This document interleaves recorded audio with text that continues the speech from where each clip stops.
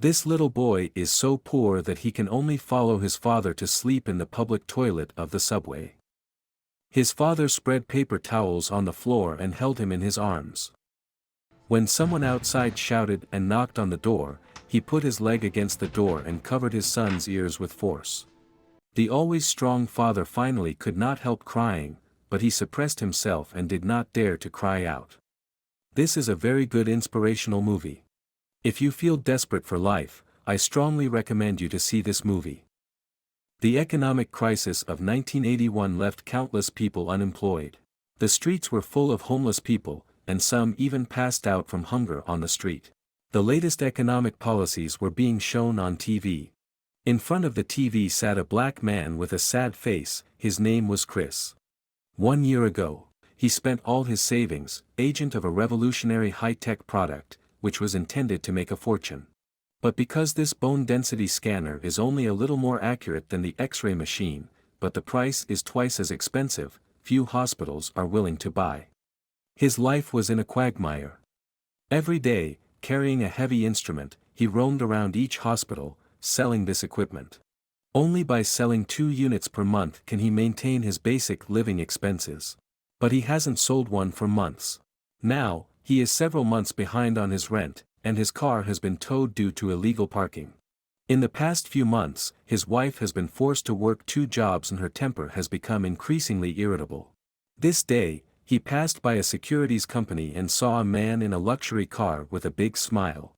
He enviously went up to greet him and asked him 2 questions. What do you do and how do you do it? The man said he was a stockbroker and, if you are good with numbers and good with people, you can do the job. Chris looked at the people coming in and out of the building. They were all smiles. Chris thought they must be very happy, and he wanted to have that life too.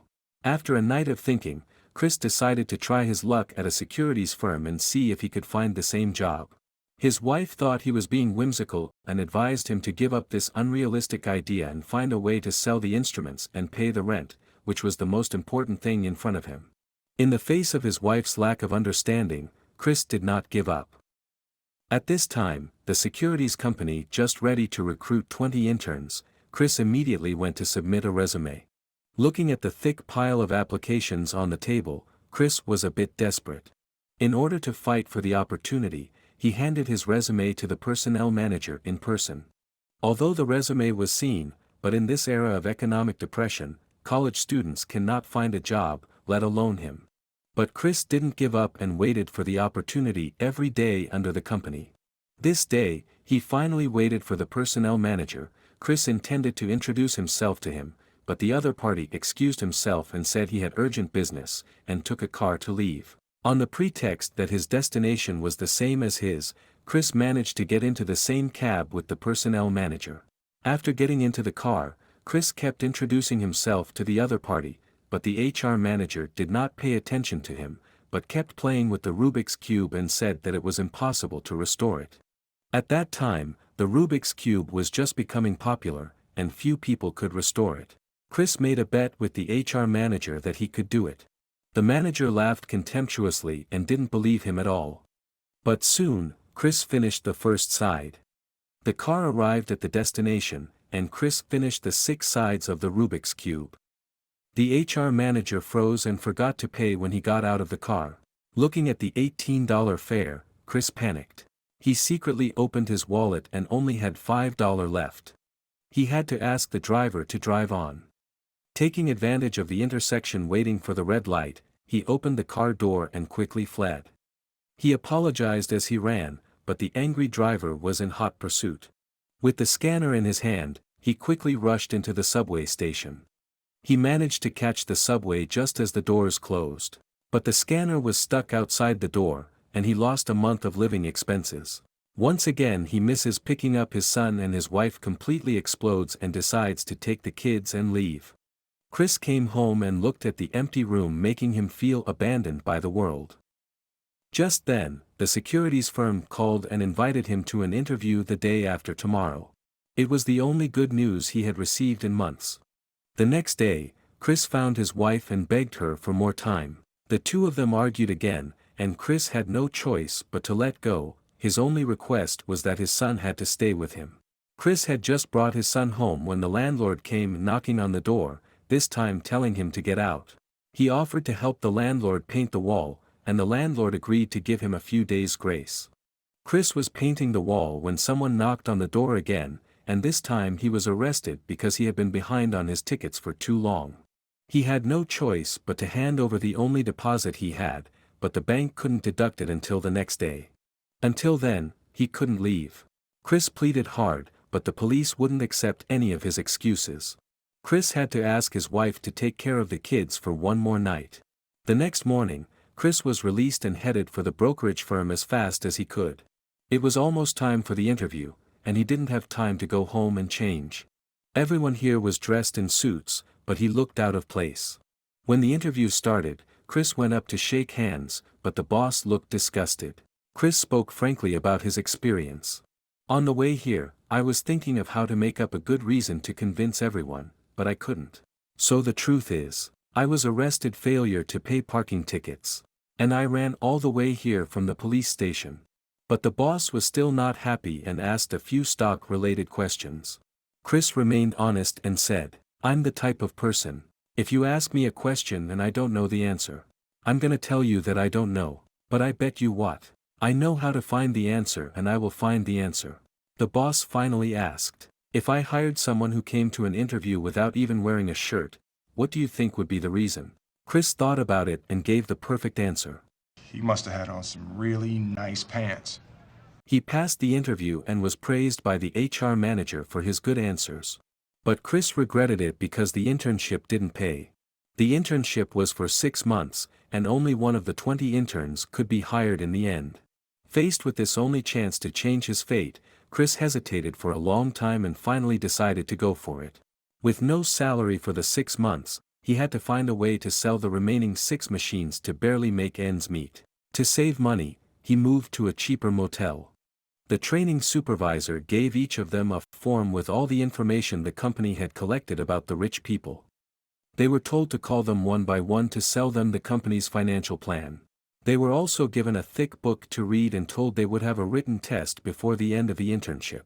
In order to achieve the goal, Chris can only work harder than others. In order to make more calls, he doesn't even dare to drink water for fear of wasting time on the toilet. Never put down the phone when making sales calls, so he can save 8 minutes a day. Because he has the lowest education, he is often called by the supervisor to buy coffee. 2 months passed, he still could not find a target customer. This day, the CEO of a company was interested in their product and gave him 20 minutes of interview time. Just as he walked out of the company, he met the training manager who asked him to help him park the car, but he was delayed again because he couldn't find a parking space. When he arrived at the customer, their CEO had already left. Because of his internship, Chris only had time to go to the hospital on weekends to sell machines, and having to take his son with him, he occasionally sells a device. This weekend, he took his son to visit the client to apologize in person for being late last time. The client happens to be going to a football game and invites them along. In the private room, Chris took the opportunity to introduce the company's financial products, but the other party said, "I admire you, but you are a newcomer. I still don't feel comfortable leaving the company's property to you to take care of." However, Chris's enthusiasm has made him meet a lot of rich people here, and they are interested in Chris's company's financial products. 4 months later, Chris finally sold all his scanners. Just when things seemed to be getting better, a letter sent him back to the bottom.